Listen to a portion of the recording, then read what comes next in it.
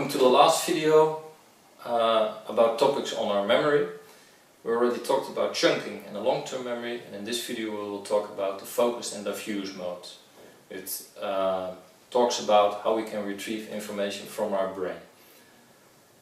I propose we jump basically right in what's happening in our brain with these focused and diffuse modes, and I show you it with basically a flashlight.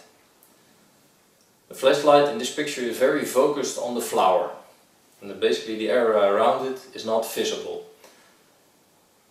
When we are only interested in this flower, that's of course okay. If we want to know what color it has, maybe some other characteristics, then it's enough to focus just on the flower.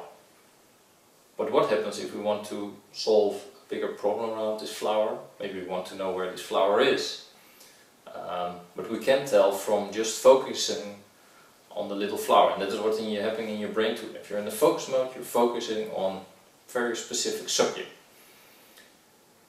If you switch to the diffuse mode, then you get maybe a less clear and sharp picture of the flower, but what you do get is a view of the surroundings of the flower.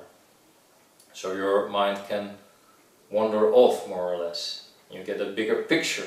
In this case, literally, you get a bigger picture. By dispersing your light, focusing less, maybe you can find things that are solutions that are not probable in other ways. You can also use it, for example, in a test. Look at the problem. If you can't solve it, make sure you at least put it in your mind. Go to the next problem. And when you turn back, maybe your diffuse mode in the background solved it for you. How can you activate this diffuse mode? There are several ways. You can sleep. Sometimes it's enough to go to bed with a problem and you maybe wake up with a solution. Maybe that has happened to you. You can also exercise. Put your brain in a different mode.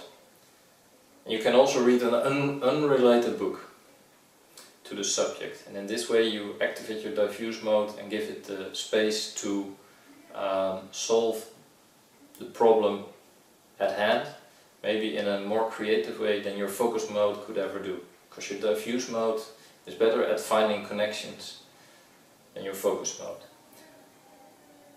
However, you will still need your focus mode to look at whether the solution your diffuse mode found is actually any good. Maybe there are some mistakes, maybe wrong definitions, maybe it's too creative.